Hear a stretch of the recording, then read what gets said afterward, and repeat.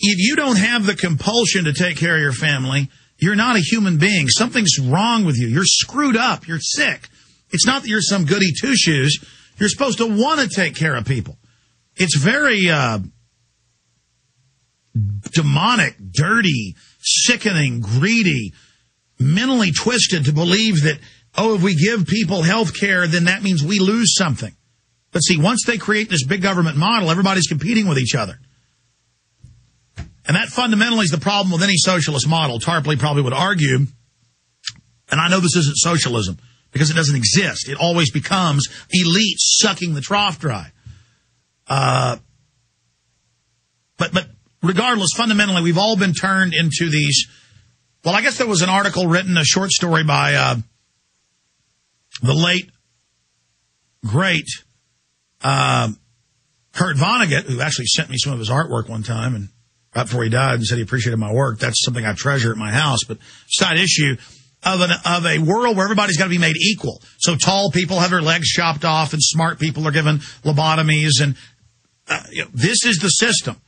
And these control freak eugenicists want to dumb down intelligent people to make us more manageable. But there's no doubt these are sickos. And there's no doubt these death penalties are real. And he wrote for Atlantic Monthly.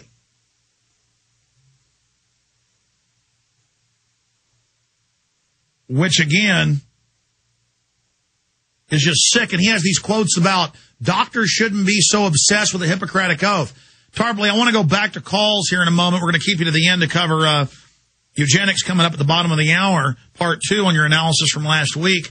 But I think the reason they're able to get away with some of this is it's so hard for people to come to grips with the mindset. So before we go back to calls, is it that these bureaucrats, these control freaks, these oligarchs get off on denying people care? Is it that they disdain having to eat at restaurants with the general public or stand in line with the public? I mean, why do they have such an instinct to kill and abuse and do wickedness? I don't understand it. Well, it's the mentality of oligarchy and elitism, and we have historical examples going back as far as civilization, certainly to the Greeks and the Egyptian priesthoods in many ways represent an oligarchy. The modern group, of course, as we've seen with Holdren, they're Malthusians. They believe in zero growth, the limits of growth, that the planet is overpopulated. They think that people pollute, that the average human being is a threat to nature or to their favorite hobby, be it the polar bear, the spotted owl, the snail darter, or some other exotic species, right? Some kind of orchids that they may cultivate. The oligarch needs to view the mass of humanity as subhuman or somehow inferior. The problem of the oligarch is always to justify the irrational domination. And why should the oligarchy rule and not somebody else? Are the oligarchy more competent? Are they more intelligent? Are they more humane? No, they're none of these things. They're failures. Look at Larry Summers. He's a fool. He's a failure. He destroyed the Harvard University endowment with his economic policy. I agree with you. I think it's fundamentally they're diseased and ugly and bent. Generally, when I see these elitists, they're really physically horrifying and very disgusting and spit dripping. And I've read some of their writings. They hate seeing a family with a good-looking husband and wife and happy kids. They hate flying over our swimming pools and houses and cars and barbecues. And they just, like the Wicked Witch, what's the fairy tale about Sleeping Beauty? Sleeping Beauty. They just want to come ruin the party. I would also, let's give a more concrete example, right? Rationing of care was the question before. Let's look at Michelle Obama. Now, we've had this interesting proposition. I write about it in my book. A man can hide what he believes, but the choice of women, especially the choice of a wife, often reveals a great deal about one's own character. So Obama has chosen Michelle Obama as his wife. Well, what was her business?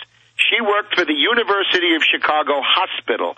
She was in healthcare. Now, this is a very modern, state-of-the-art, world-class hospital that happens to be separated by just a few blocks from one of the worst inner-city ghettos, where there are a lot of poor black people who don't have any healthcare. So the problem that as they saw it, the University of Chicago saw, was that poor black people were coming out of the inner-city ghetto and coming into the University of Chicago Hospital emergency room and asking for treatment. So they needed to hire what amounts to a bouncer. They created a patient dumping scheme, and the head of the patient dumping scheme was Michelle Obama. Just like Margaret Sanger said, we got to have blacks to kill these animals. We got to have a black to lead them to their death. And so she drives them over to the euthanasia or to the hospice or to the scum facility. And again, that's what she does. And they enjoy pimping. They enjoy hurting people. They enjoy scamming. They enjoy it. I mean, and you just see her eyes. She just radiates evil and whoredom. No, I'm serious. But let's also add that in order to do this, Michelle hired David Axelrod to do a brainwashing campaign, essentially to dupe all the people. So the idea was that she was in charge of community relations, and community relations meant deploying a screen of bouncers to kick people out, but she had to smooth over the ruffled feelings of these poor people. One of their favorite methods was you'd go into the waiting room of the emergency room, and if you were black and you looked poor, they'd make you wait 4 or 5 hours. They'd simply ignore you and hope that you would walk out. So this is the mentality, and I think these examples, I think what's in the bill is important, but the mentality of the people carrying it out. How about Orsag, right? The bean counter, the pointy-headed bureaucrat, the head of the Office of Management and Budget. This person who has no medical credentials whatsoever is of the opinion that an MRI, a CAT scan, an ultrasound, an echocardiogram, an X-ray, this is too expensive. These are the useless tests. I mean, the last 50 years, the most important devices they've got save tens of millions of lives. A basic test, you don't get it. But we see more examples of this. Notice he promised everybody all this free stuff. As soon as he got in, the speech he won that night, he said it's going to be austerity. It's going to be rough. It's going to be tough. He is... exactly. How does he have half-brothers and brothers who are living in shacks on $1 a week? He won't help them. I mean, I help my family, some of my family that doesn't have money. I mean, how would he not ever see his family? I mean, who is this Obama? You've studied his psychology. From watching him, he seems to really revel in conning people and lying to them. He's just a classic scam artist. I would call him a narcissist and a megalomaniac. Now, it's interesting because we did have this interesting book, Bush on the Couch, by Dr. Justin Frank, I think, of George Washington University, which correctly diagnosed Bush as a megalomaniac, somebody with delusions of grandeur. I think we have another case of megalomania, in this case with the left-wing ideology. Obama as a narcissist. Obama who constantly refers to himself in his speeches in the third person. He always says, as I've said repeatedly, or I've said consistently that. This complete fascination with himself.